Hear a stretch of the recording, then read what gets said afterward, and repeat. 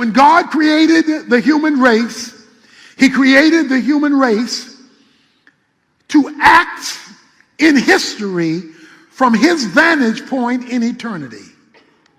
It's called in theology the dominion covenant, the agreement that he made with mankind.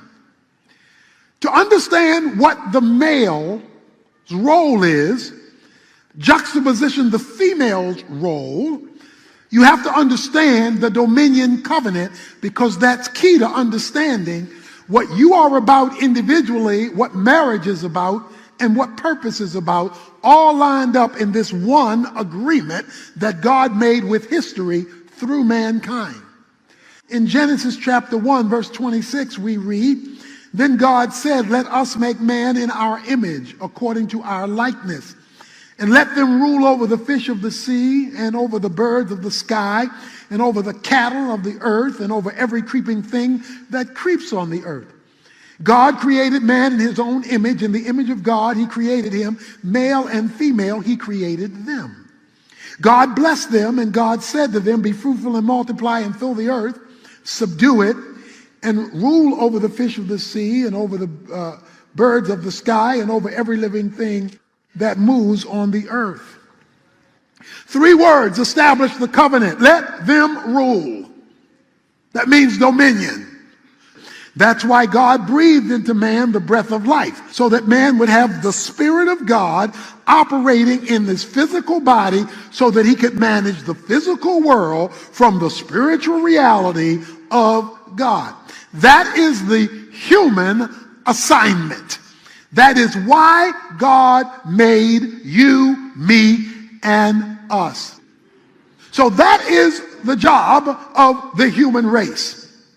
But because God turned it over to man and gave man freedom, he allows us to mess it up if we choose to. Because within the creation process, God granted freedom. That's why he gave Adam the option of choosing. So we have freedom to mess up God's purposes.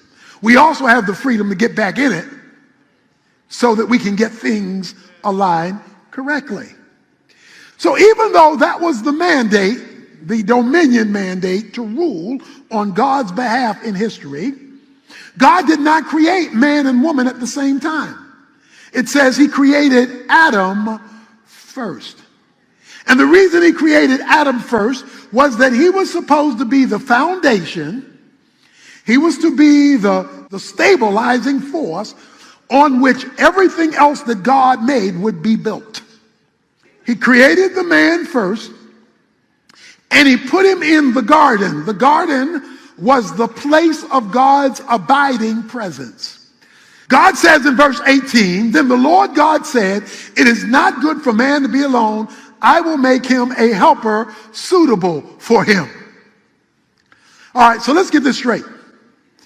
Adam is not looking for a woman, because God said it's not good for Adam to be alone. Adam ain't say that. Adam didn't say, "Where's she at?" Before Adam realized he was alone, God determined he was alone and said, "I'm going to get him a helper. A helper suitable for him." Now watch this. God has already given him a job. He's not going to give him a helper until he got a job.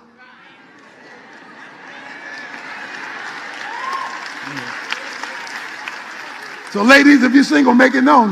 No finance, no romance, okay? So he gave him a job. He gave him his presence. And then he decided, okay, now I'm going to give you a helper who is suitable because you are alone. Adam, the job I want you to produce is so big, so substantive, so gargantuous that you can't do it all by yourself alone. So I'm going to bring somebody alongside of you who corresponds to you, who's going to enable you to expand your dominion further than you could ever do it on your own. So while a woman does have a priority role in the home, and yes, that is a priority responsibility, it's all tied into a bigger agenda.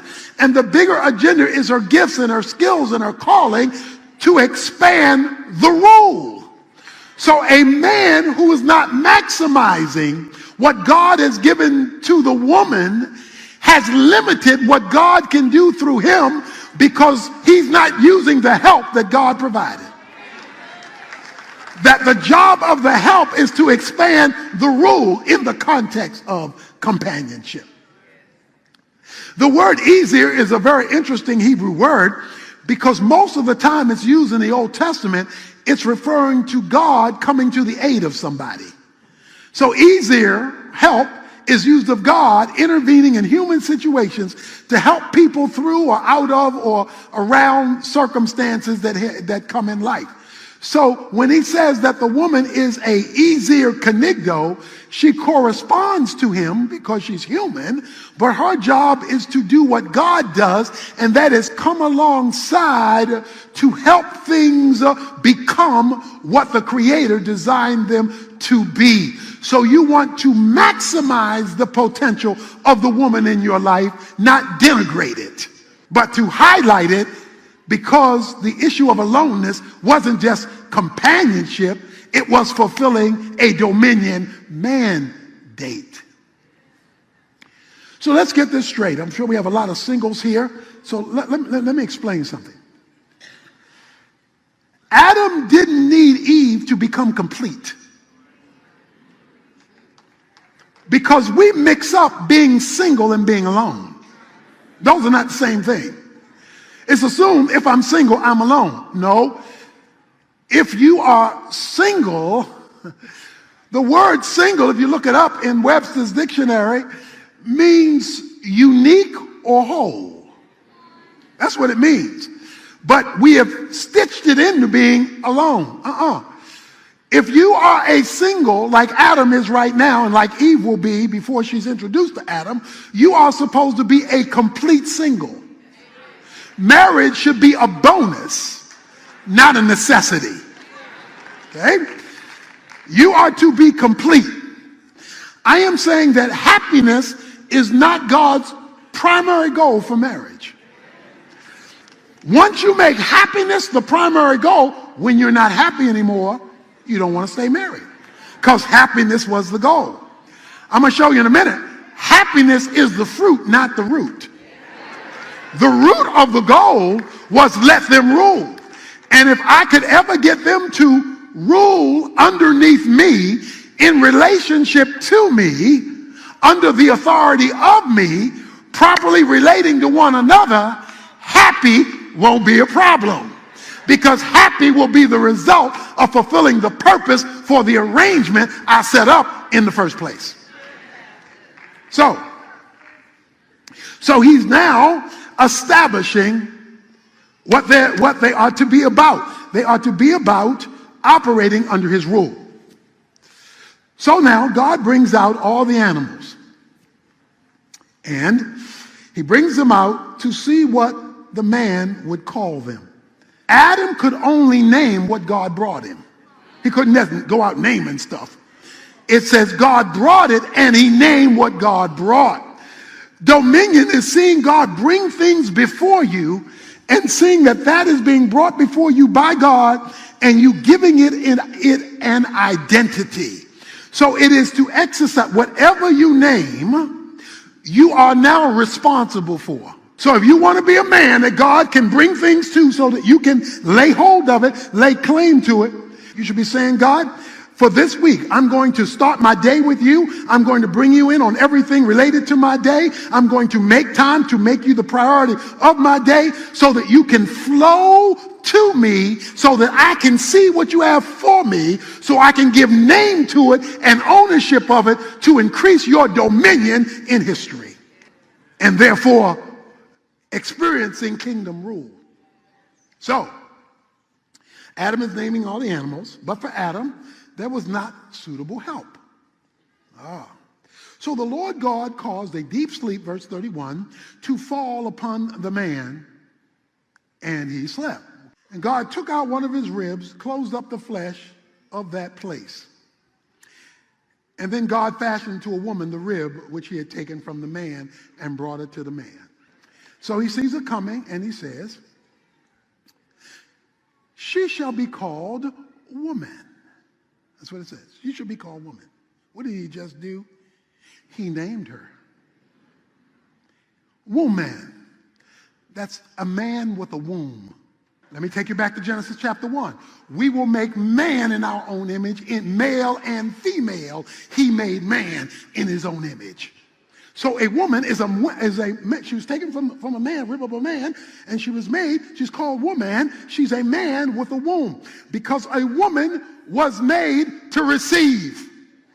A woman receives the man's name. Adam names her. Any man who has a woman who won't take your name is not the woman you should marry.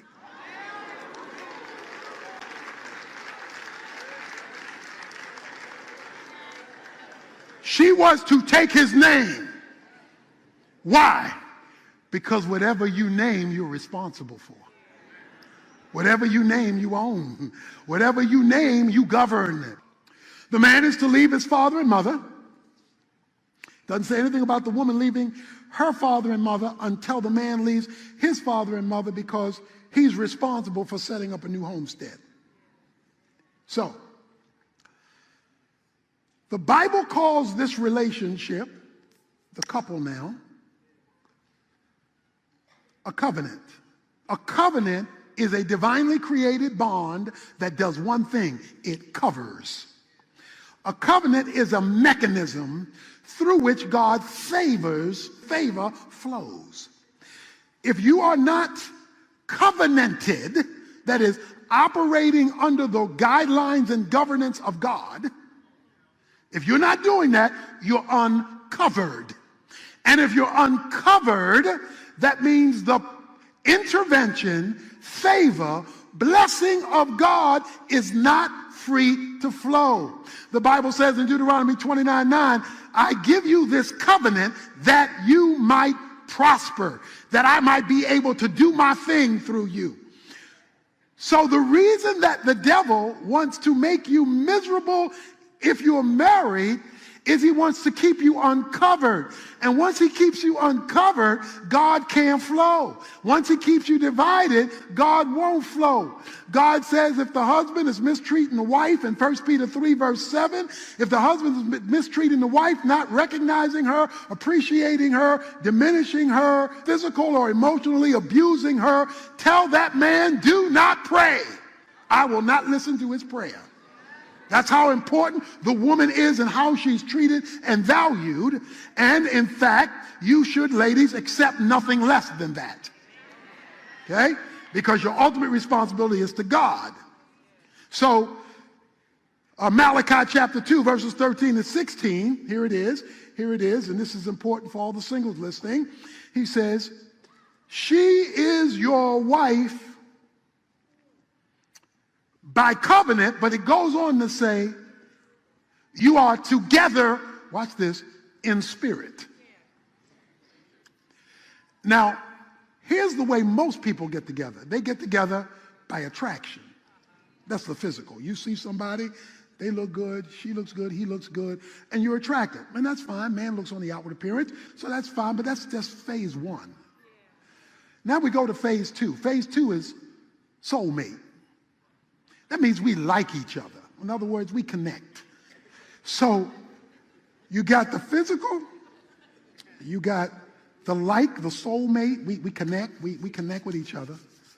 But Malachi says a whole deeper level. Spirit. Spirit is your joint connection with God. That's spirit. With your joint connection with God under the covering of the covenant. See, the Bible says, 1 Thessalonians 5:23, we're not body, soul, and spirit. We're spirit, soul, and body. The spirit must be put up top because then it can manage the soul and the physical. If you want to see the covenant work, then a man must be relationship driven with God. underneath the ruling of God so that he can get a greater experience of God. Now let's make it clear. Dominion is not domination. Let's show you how all this works together from 1 Corinthians chapter 11. 1 Corinthians chapter 11 kind of puts the package together for us. It's a very important chapter that often doesn't get looked at intimately. Let me start with verse 7. For a man ought not to have his head covered, since he is the image and glory of God. The word glory means to advertise. Okay? Stay with me here. The man is to advertise God, make God look good. But the woman is the glory of the man. For man does not originate from woman, but woman from man. Remember the rib. For indeed man was not created for the woman's sake, but the woman for the man's sake. Remember, I'm going to make a helper suitable for you. So he made the woman to come alongside the man. Now watch this, ladies. Therefore, the woman ought to have a symbol of authority on her head because of the angels. Let me pause. Let me push pause right there. The woman is to have a symbol of authority on her head because of the angels. Well, let's talk about the theology of angels. Every Christian has been assigned an angel, Hebrews 1:14 says. So every Christian has an angel who's full-time assigned to your well-being, okay? It's an invisible, angelic being who's assigned to you by name. Their job, angels are like the post office. They deliver the mail. They are the executors of the program of God. So when you go to God and you say, I need you to do this, I want you to do that, one of the ways he does it is by dispatching his message to your assigned angel to act in whatever way God wants to act in light of your prayer. He says, but when a woman is not operating under authority, he calls covering, if you're not operating under the legitimate, not illegitimate, but legitimate authority, if you step from under the umbrella that God has given you, if you're operating in rebellion against your mate illegitimately, then what you just stepped out of was the covering of God, and your angel will not be dispensed to your benefit because you're operating in rebellion. So if you're giving your husband a hard time illegitimately, if you're disrespecting him illegitimately, if you're rebelling against him illegitimately, you are blocking God doing anything for you, and it doesn't matter how much church you go to, because it's operating under God's covenant and under God's covering. So the man is to operate under the covering, the woman is to operate legitimately under the man, under the covering. But he's not finished yet. He goes on and he says in verse 10, however, in the Lord, neither is a woman independent of man, nor is man independent of woman. So he says, while there is a role that you play, it is an interdependent role, not an independent role. You need her, she needs you, you all need God. Okay? For as the woman, verse 12, originates from the man, so also the man has his birth through the woman. So the woman exists because God took Adam's rib. But babies are born, men are born, boys are born because they come out of the womb of the woman. Women have been made, here it is, women have been made to receive. So a woman receives the male sperm. She gets then pregnant. When she gets pregnant because of what she's received, she produces something out of her womb that never existed before because of what she received from the man. What she received from the man produced something brand new inside of her that came from her that is beyond what the man could ever do without her. So what God is saying in physical birth, he's saying through all the dominion covenant. There's some things I will only do if you give her something to receive. But if you give her something to receive, she's going to let that thing grow. And when she produces what she produces out of what you gave her to receive, all y'all going to have more than what you started with. Because I am creating an expansion of my rule in history. And that's why Genesis 1 says, at the end of let them rule, he blessed them. That's where happy come in. That's where happy. Everybody looking for happy without being underneath God's covering properly. Happy, blessed, is the result. It's not where you start. It's the result. And when we get aligned properly under God with each other, then we will begin to see all that God can do. For the woman, verse 12, originates from the man, so also the man gains his birth through the woman, and all things originate from God. You see how the whole package comes together? It is God, the man, the woman, interdependent within their roles, and you see God moving through the scenario in a transformational way. So the question is, how bad do you want it? That means we as men, from starting with me, but to all the men, we have to make a relationship with God our dominant theme underneath his rule. And when that happens, you'll see more of God than you can handle. And others will benefit from it. Today, we're going to talk about the leading candidate of faith in the Bible. If I were to use football language, you would call this guy a beast. Because when it came to faith, he is the creme de la creme. He is the superstar. He is the most valuable faith person. In fact, when the Bible wants to talk about faith, he is a constant illustration of it. Hebrews chapter 4 and the book of Galatians chapter 3 keeps talking about this guy. In fact, this guy is such a beast. He is such an illustration of faith. And his name is Abraham. Abraham is called the father of the faith. In Galatians chapter 3, verses 6 to 9, it says, and when you learn to live by faith, you become one of his children. You become an heir to Abraham, who was the superstar of faith. And if you learn what we go over these next 3 weeks for this one personality and his wife, you will enter into a realm that perhaps will be brand new to you, and to an experience with God that will be fresh, not stale, because you have learned to live like Abraham lived. In Hebrews chapter 11, we read in verse 8, by faith, Abraham, when he was called, obeyed by going out to a place which he was to receive for an inheritance. And he went out not knowing where he was going. By faith, he lived as an alien in the land of promise, as in a foreign land, dwelling in tents with Isaac and Jacob, fellow heirs of the same promise. For he was looking for the city which has foundations, whose architect and builder is God. We're going to learn 3 things about Abraham today and his walk of faith. That if you want to experience God at a whole new level by faith, it will involve a leaving, a living, and a looking. If you want to experience God as you've never experienced him before, as you move by faith, it will involve a leaving, a living, and a looking. Let's start with the leaving. Because verse 8 tells us, by faith, when he was called, he obeyed by going out to a place.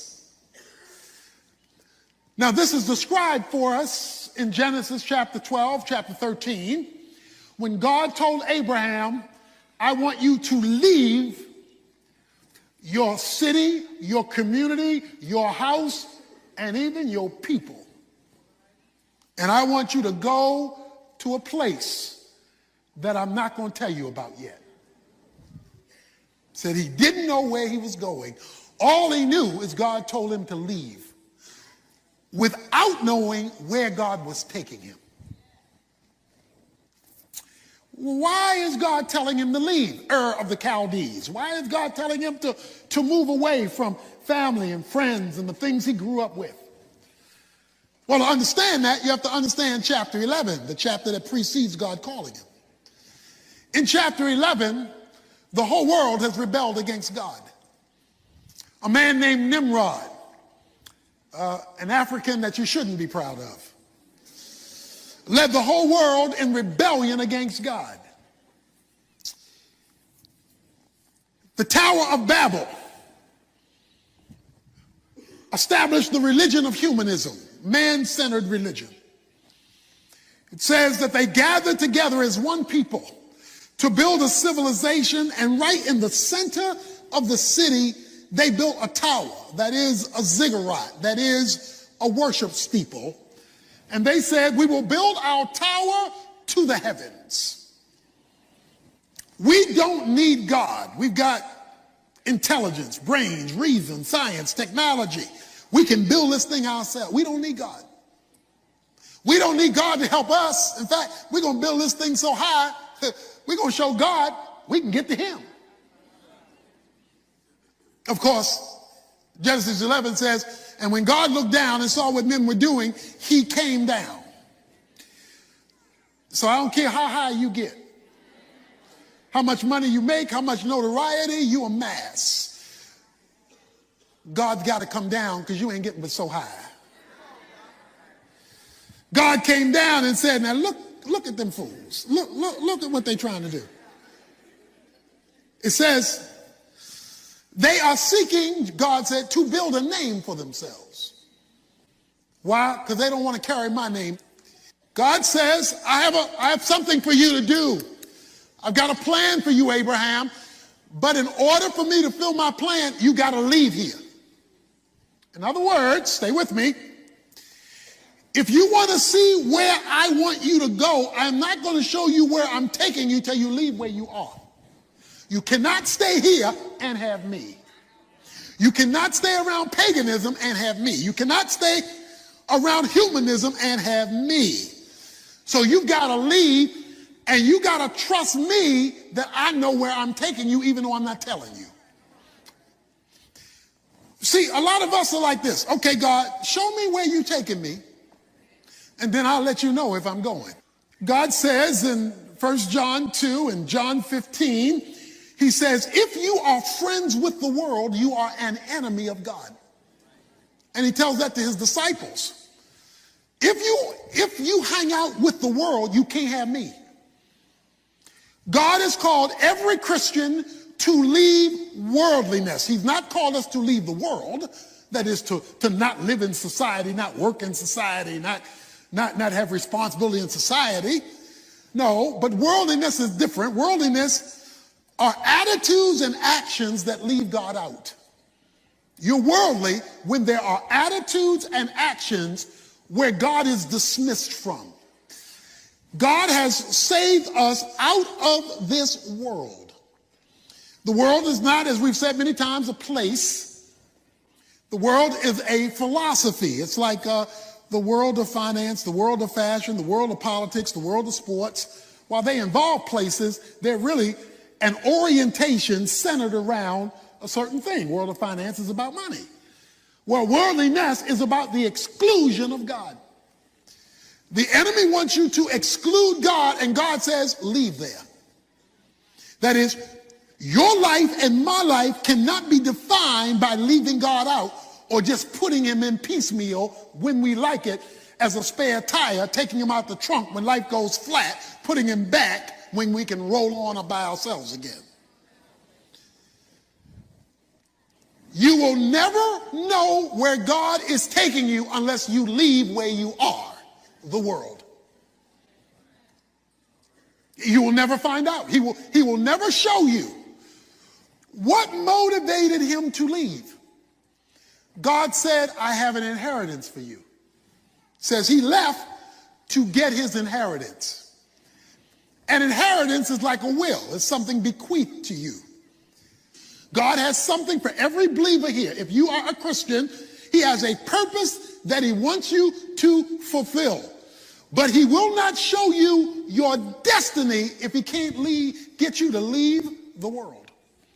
As long as you're hanging on to the world, you're at enmity against God. God cannot communicate with you. So you won't hear heaven talk. You won't get answered prayers. You won't get direction. You'll be aimless because your affections are not with him. They are elsewhere. You visit him on occasion, but you live with affections and actions that leave him out. In fact, one of the ways you know you're growing as a Christian is when your passion for the world is dying and your passion for him is growing. If you're loving the world more than him, that's because The world has your affections. It has your passions. It has grabbed you. So he says, you must leave this paganism that doesn't include me without me giving you all the details. You're going to have to walk by faith and believe I know where I'm taking you. The problem was, or is, that that's where he was born. That's where he grew up. That's where all his people are. That's where his businesses were. The Bible says he was a filthy rich guy. That's where all of his activities were. So it's hard to leave something you've grown up in, because that informs your frame of thinking. But it says when he heard the voice of God, he obeyed and left, because his inheritance was more important than his current location. So here's the decision we have to make. That is, if you really want to experience God, is what God has for you more important than where you are? Do you love the world so much you're willing to lose your destiny? Because God knows where he wants to take you, but you must be willing to leave, say goodbye. Because God knows where he wants to take you, but you must be willing to leave, say goodbye.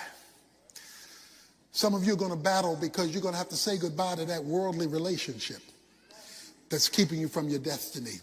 You may have to say goodbye to that worldly scenario where the guys are going out after work and they talking smut. You find yourself comfortable there and you don't want to lose a friendship. And we're not talking about being antisocial. We are talking about saying that does not fit where I'm trying to go. And so because that doesn't fit where I'm trying to go and I want to get to where God's taking me, I'm willing to leave. It's going to be hard to leave, but I'm willing to leave. Because you can keep yourself from ever hearing the voice of God if you stay in the world. That system that leaves God out. Hebrews 13:13 says, you must go outside of the camp where Jesus is. Jesus died outside of Jerusalem. Jerusalem was where Judaism was. He went outside the camp and died. It says, you can't stay in just a religious environment and not be willing to be identified with Jesus Christ and bear his reproach and expect to hear from God. You have to go outside the camp. That is, you can't be just part of the system. He based his life on a promise. Unless you leave the old, you will never discover what God has for you in the new. So the question is, what do you want? Do you want him, or you want to hang out where you are and not have him? Because he will never coalesce with the world. James 4. He won't do that. So the first thing you need to know is that your life of faith will require a leaving of worldliness, desires and actions that are in conflict with God. Secondly, your life of faith from the superstar of faith will involve a living. A leaving and then a living. Notice this, verse 9. By faith he lived, see that? By faith he lived as an alien in the land of promise, as in a foreign land, dwelling in tents with Isaac and Jacob, fellow heirs of the same promise. Wow. He left and then he lived. Now watch this. It says he lived in the land of promise as a foreigner and an alien. Wait a minute now. Watch this now. He left. He left Ur of the Chaldees, paganism. He is now in the land God is promising him. Okay, God promised him a land. But in the land that he's now in and living in, he's living as an alien and a foreigner in the middle of a promise. Some of us are in God's waiting room. And there's probably no greater discipline in the Christian life, no harder discipline than waiting. God, how long is this going to take? When you gonna come through for me? How come I take 2 steps forward, 3 steps back? How come every time I look like you're getting ready to do something, you flip on me and the thing doesn't work out? God is always doing 2 things at one time related to your life and mine. Here are the 2 things. He's preparing the promise for you, and he's preparing you for the promise. Okay? Whatever your inheritance is, whatever your destiny is in time and eternity, but this is time, whatever he has planned for you in time is being made ready. But he's also got to get you ready. So that when the promise and the plan and the destiny is realized, you don't mess it up because you weren't ready. Now watch this. You have no control over the promise part. Over the part that's not you. God is doing that over here. You can't control that. You have a control over the person part. So on my side and your side, we could be delaying the promise while waiting for the promise.